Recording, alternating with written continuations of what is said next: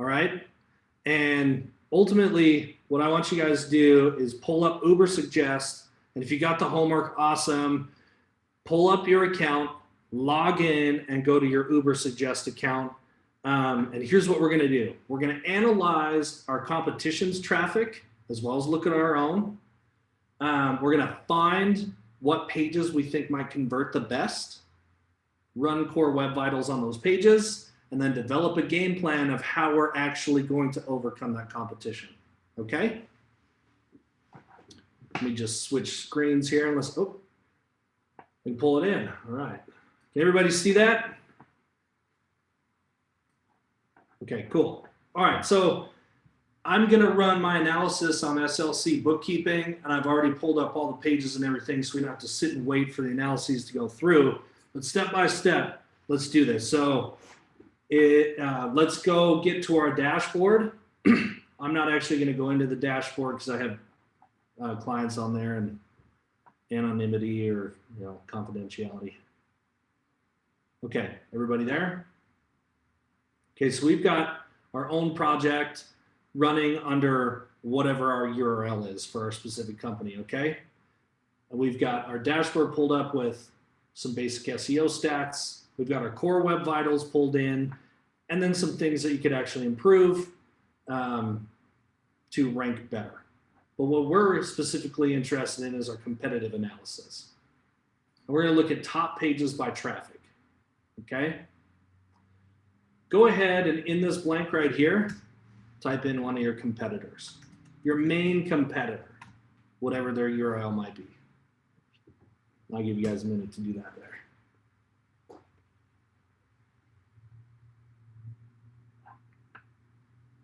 At this point, it might be easier to make sure everyone's just on the same page. If you could flip your camera on, like we're obviously looking at this thing here, but so that we can just give a thumbs up if we're all there. Okay. All right, cool. Yep. Awesome. There's also a reaction button at the bottom where you could do a thumbs up. Okay, great. If you wish. Whatever way works best there, but looks like we're all there. All right. Okay. So the number one thing I'm looking for is, what is my competition ranking for that I am not? Like, for instance, I know that I don't actually have a page that says anything about credit memos, and they're getting over 10,000 visits to the website with not a lot of backlinks, but I should be able to write this, right? Or at least have a page to compete with them. First thing I look at, what's the content look like on here? This is not great. It's not very long. Because there's not a lot of spacing in here, it's going to be really difficult for a mobile user to read quickly. Skimmability is important here, but also there's a little bit of information, but just there's no video. This photo's probably running super heavy right now and probably running site speed down. So just overall, not a great piece of content.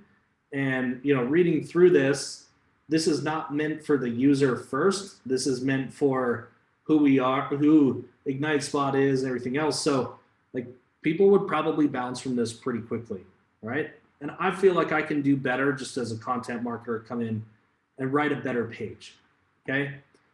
But specifically what I'm looking for is pages that I know will convert. One of the ones that I know will convert are something like small business bookkeeping services and accounting services.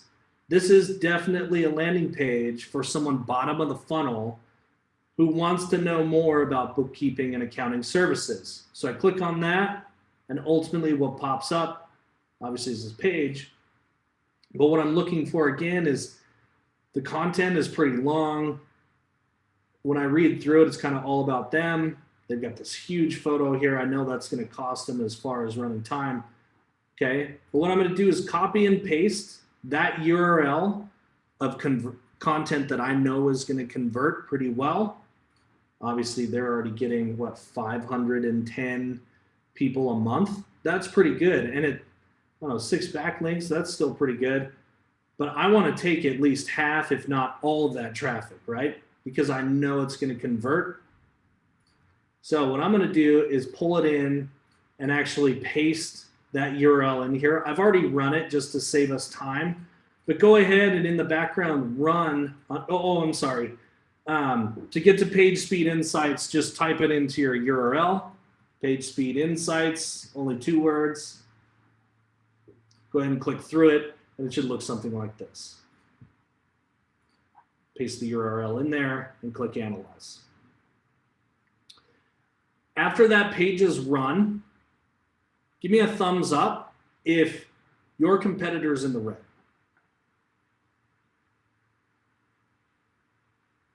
Okay, we got 1. I know this takes a minute here.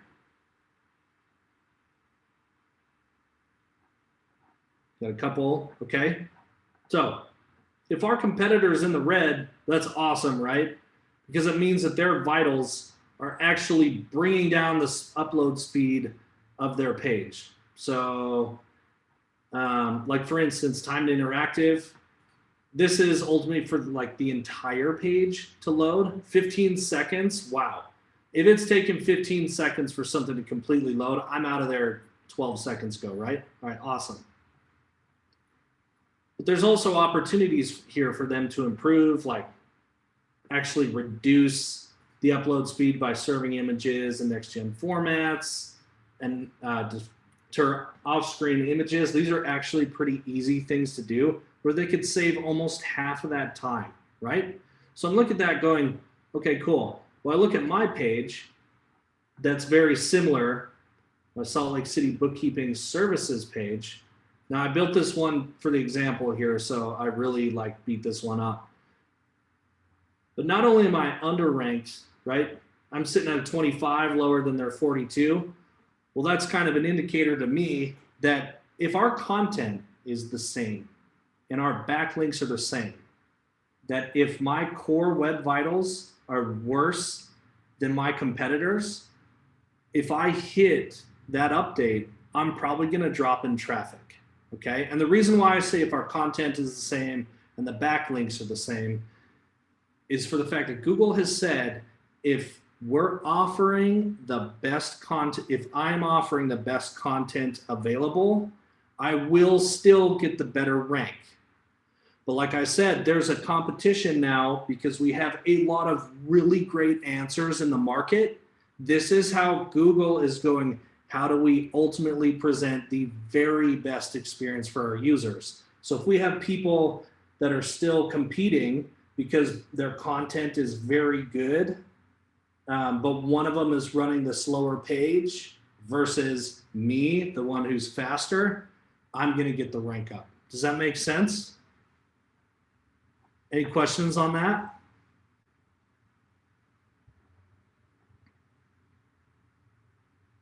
Okay. So obviously I've got some work to do. Now, this very top side of the core web vitals on Page Speed Insights, this is an aggregation of your entire site. And then as we move down to opportunities, this is where we look for a specific page. And on my specific page, these different things are things that I could ultimately do better. But I'm like, holy crap, what is remove unused JavaScript and imagine elements do not have explicit, yeah, I don't even know what that is right now. What I'm gonna do is go to YouTube. Oh, and I had YouTube pulled up. 2 seconds.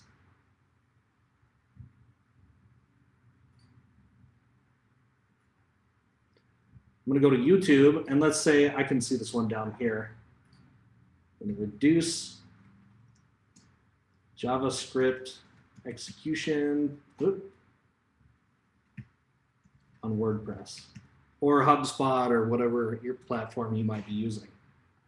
And then click in and watch and go, in general, we have a lot of content available that can teach us exactly how to do these things. So even if you're not technical or you're looking at these things, you're going, oh my God, I have no clue what this means. You can actually just go to YouTube, type it in. Someone will show you step by step how to actually do that. And ultimately, if we can go through and get our web ranking higher than our competitor and offer the better experience, there's a really good chance that come the end of May, we're going to rank up and our competitors are going to rank down. Does that make sense?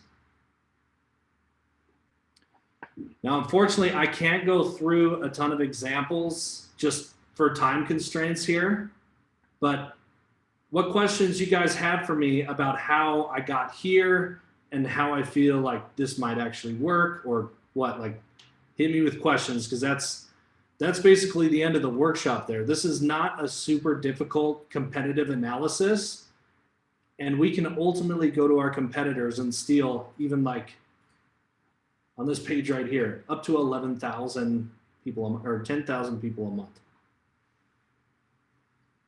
And Mark, if I didn't answer your question, go ahead.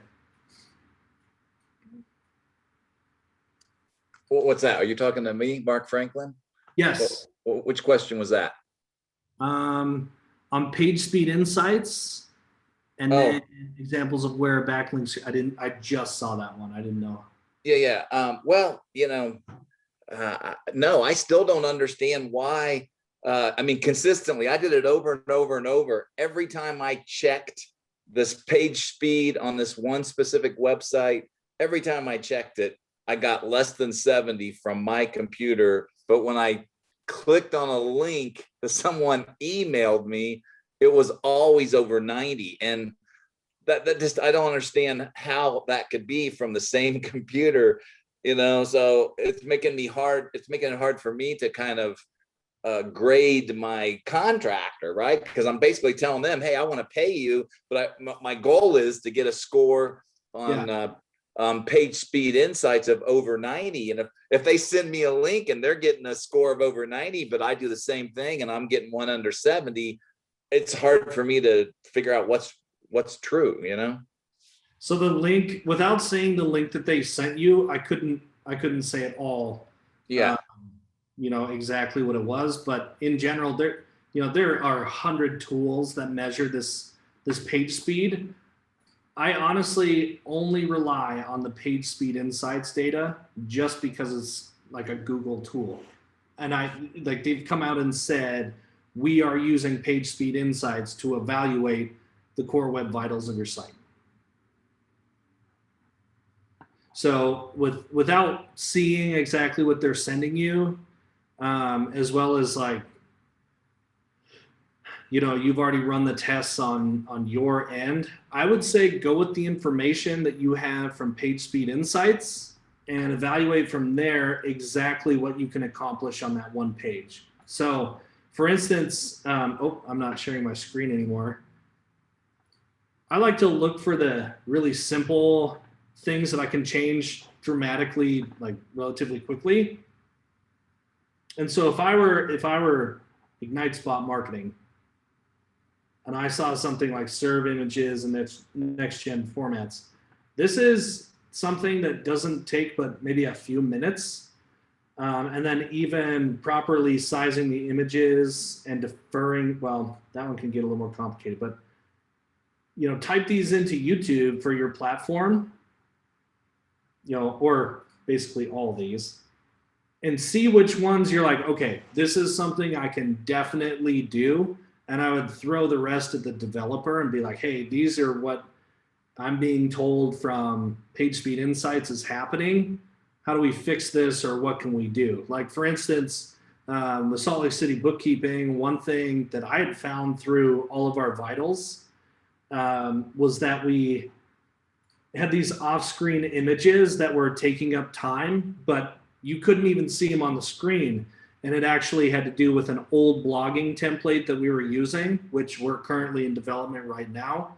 Considering the fact that template is on 1,900 pages, I think once we implement that and these off-screen images go away, we will save a couple seconds per page 1,900 times. So our aggregated score should definitely increase by quite a bit. Austin, there's a comment from Katie on the page speed insights and also another question on improving mobile performance overall? Yeah, so as far as what page experience is actually going to do, we don't know until they integrate the algorithm and we start seeing those results come in. But as far as improving mobile performance, you'd have to figure out, number one, do you run AMP, accelerated mobile pages, on your site? Or do you just have a regular desktop page? Or even like what platform you're actually running. So if it's HubSpot, or you're running through WordPress or Wix or something else. But what I would do is go into Page Speed Insights. Now, the reason why I say it's important between AMP and a non-AMP page, excuse me, a non-AMP page, is if you plug in, and I'll go back into the screen here.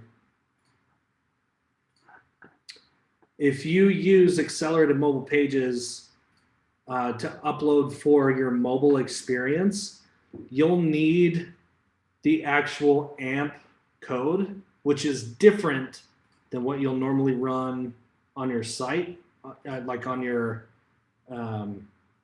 desktop site. So make sure when you're uploading in here, you're using the right coding, but ultimately it's the same as desktop. And for mobile, like accelerated mobile pages, they remove a lot of the things that your site regularly has, like sidebars. Sometimes they'll even remove pop-ups or ads that you have within the site. And ultimately, the mobile pages are attempting to remove all the crap you don't need and keep it as simple as possible so it loads more quickly. But I'd say for mobile, this one's really big, serving images in next-gen formats, because if we go and take a JPEG at almost 1 megabyte here, and we're able to compress it using, I would probably use WebP because it's one of the smallest compressions while still maintaining the quality of the photo. But I would compress that, compress those images on your pages, especially for the mobile experience. Does that make sense? Does that help? So I think photos for mobile is probably the number one thing I would focus on, because photos in general are really heavy versus the other things that AMP is already pushing out and pushing away, and not delivering to the end user.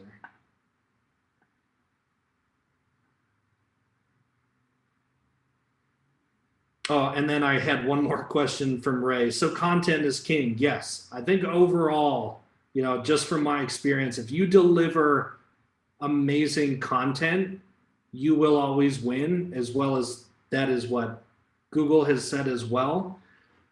But this page update or the page experience update is because now we have a ton of people offering really good answer and really good content. And so they're all fighting for that number one spot.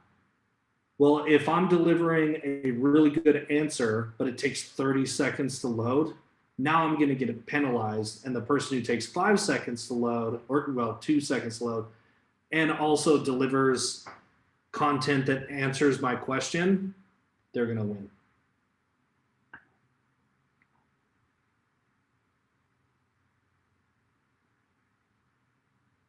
Ooh, good question with call. So how do calls to action impact page loading, performance, and ranking? Again, you can actually see a lot of those, those will actually be broken down in sometimes properly sizing the image. It's ultimately depending on how the call to action is put on your site. Is it like like these guys, this call to action is big and it's probably more of a JPEG file or something pretty big. So it all has to do on how the call to action is delivered. If it's something little like this that's text in color, chances are it's not going to affect your page that much. But if it does, you will see it in one of the opportunity drop downs. I think that's even one of the things within the audit that they look at.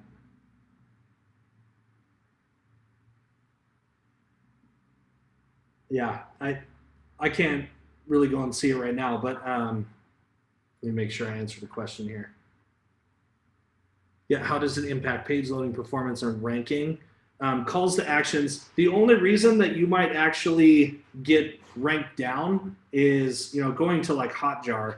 If you have calls to action that are not being clicked on, so this goes all the way back to the page experience we've already been ranked for in the past.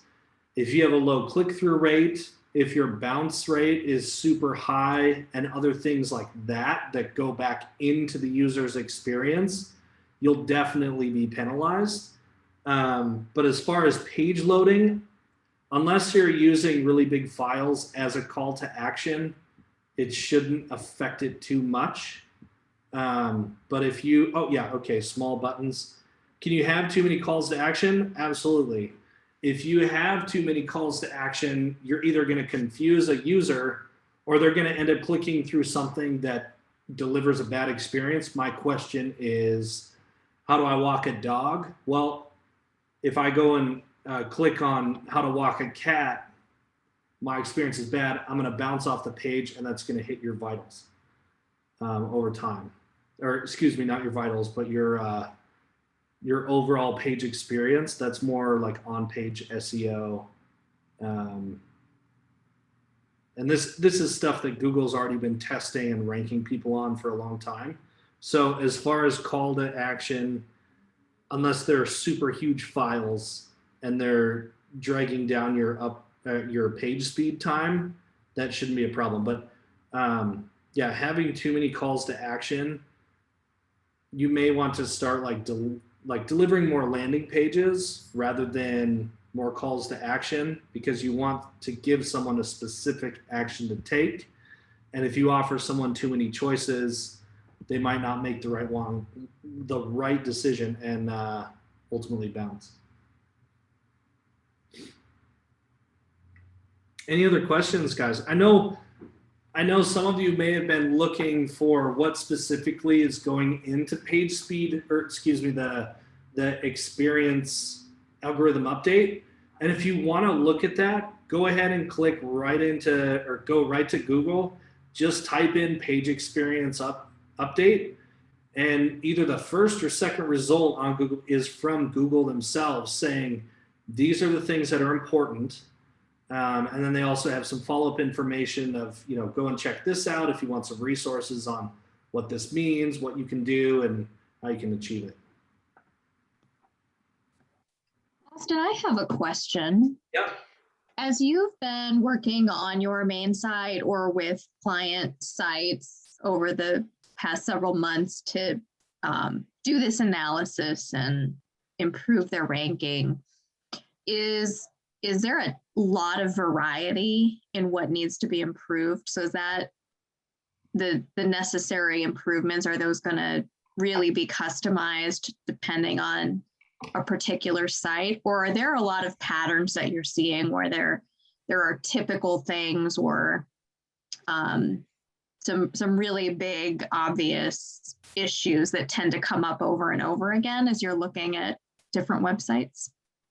Yeah, to me, I think the easiest one, as we see even with my competitor, is just photos. Upload time for photos, especially really big ones. And here's the kind of the funny issue that was delivered from good content, right? Google goes, we want you to produce content really often. And then they say, now we want you to produce really good content, but maybe not as often. And good content meant delivering it with images, making it easy to scroll, and adding a lot of context to the content. Well, now we have a whole lot of photos that are uploaded in JPEG or some other format, and the actual size of the image is 5,000 by 3,500 pixels. Well, we're only going in a screen that's maybe several hundred pixels wide. So the number one thing that I'm seeing as far as any of my competitors, as well as what I'm working on and what I'm doing for clients, is simply going in, downloading that photo, shrinking it down to a size that is actually more going to fit into that window correctly, which that is properly sized images within PageSpeed Insights. So actually just editing it and squeezing it down a little bit, shrinking it down to maybe 1080p or less, right? And then ultimately saving it like that, compressing the image to get it even further or even smaller, and then re-uploading it in the same spot. Like just doing that can save you multiple seconds a page. It's tedious, it's painful, it takes some time. But when we look at our competitors, if it's painful for us, it's just as painful for them. And when we consider reasons why we might not enter, say like a new market or something, right? Or Porter's 5 Forces, we're looking at barriers to entry. Well, the higher the barrier, the more likely someone isn't going to do it. Well, it's the same thing here. And this is why I'm saying this is an opportunity for us to take over competition. If they're not paying attention, or they're not actually willing to take the time or make the effort to actually make these adjustments, then they're the ones who ultimately lose out and we win. So for clients, or even through the company I'm working for now, it's ultimately images and delivering in next gen formats and minimizing the like the pixel ratios. Thank you, Austin. We have a question from Andrew. Oh yeah. We have some videos that include good content, but they are really hurting site speed. Would we get the same content value if we were to link to those videos in our YouTube or Vimeo channels, as opposed to embedding them directly on the site? Okay, so embedding is the way that you should be winning with video. An embed is not going to use as much resources as just uploading the video as a file. Like if you uploaded the video as a file, dear God, now we've got 30, 40, 100 megabytes that someone has to download before they see the video. I would embed first. I mean, all the videos I have on Salt Lake City bookkeeping are embedded to my YouTube channel. Or we also use Loom. Loom is actually seems to be smaller as far as the size of the embedding. So you might want to just like play around with different tools and see which embed might use the least amount of resources, but having the video is important to your ranking, right? We know that if someone can interact with video versus text, they'll probably choose video almost every time, right? So it increases the experience for them. It also keeps them on the page longer, which means you reduce the risk of bouncing, or you'll actually increase the amount of time on page, which Google really likes as they're watching the video. But in my personal opinion, and maybe this would be something you could research on Google, I would go and look, but in my personal opinion, I'd say embedding is about as good as it can get. Maybe you could reduce the window, and the side of the embed in order to reduce the file size. But I can't speak to that personally because I haven't readjusted any of our embed sizes. Yeah, and I mean, Ray's got a good point. YouTube is the #2 search engine after Google search. We'd love to think that Google plays nice with other systems, but when it comes to the experience that I have going to Google Pages or a lot of their different services, I would definitely say that most of the time I get the worst experience from Google's tools. Not their search engine, I get the best there, but they definitely play favorites to themselves.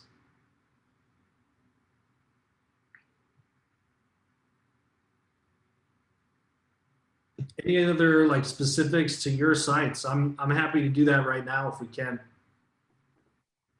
Yeah, we have a few minutes. If anybody managed to run your site through the test and had questions about what you found. Guys, and just so you know too, the follow-up resource page, you know, I know this is a lot to chew off, especially in an hour. And like, I'm not perfect at explaining everything. So my email address and my cell number are on the resource page that will follow up after this webinar. And you guys can feel free to email me or call me if this is work that you need done, or if you have questions of how you can do it yourself. I'm happy to answer both. Yeah, if you want a guinea pig, you're more than welcome to pull up my website and just see if anything, you know, it takes like 16 seconds to load. And if you can just, if you see something there that's real obvious to you that I just need to dump or change, because I had somebody create this for me and I'm just really puzzled why it takes so long to load. So at this point, I wouldn't blame the developer either. They're right. Like with Salt Lake City bookkeeping, the blog template that we were using was 6 years old, 7 years old. And in that amount of time, so we're basically building our HubSpot in HubSpot, or basically building our website in HubSpot. And HubSpot has developed a lot of new code that actually opens up better and it minifies and all this other jargon that we don't need to use. But that template was built in a way that will pull the speed down. Okay, so for some users, this might be a good time to revitalize the back end of their website and maybe implement newer technology that will upload more quickly, sort of like I've done. You know, we haven't implemented this new template yet, but I've already run stats on just like the example pages that they've given us, and the vitals on that end are much better. So like I say, you know, looking for opportunities in that sense. But also, guys, going to every single page and running this, you know, like I said, I have 1,900 blog pages. It's crazy, right? That's so many pages to go through, and it's just me working for them. I tried to find things that would help every page all at the same time. So like in this case, blog template affects all these blog pages. So if I can make one change that affects 1,900 pages versus one page at a time, my aggregated score is going to improve significantly, right? If I can cut 1 second of upload speed from every single page versus 5 seconds from one page, my aggregated score is actually going to be affected.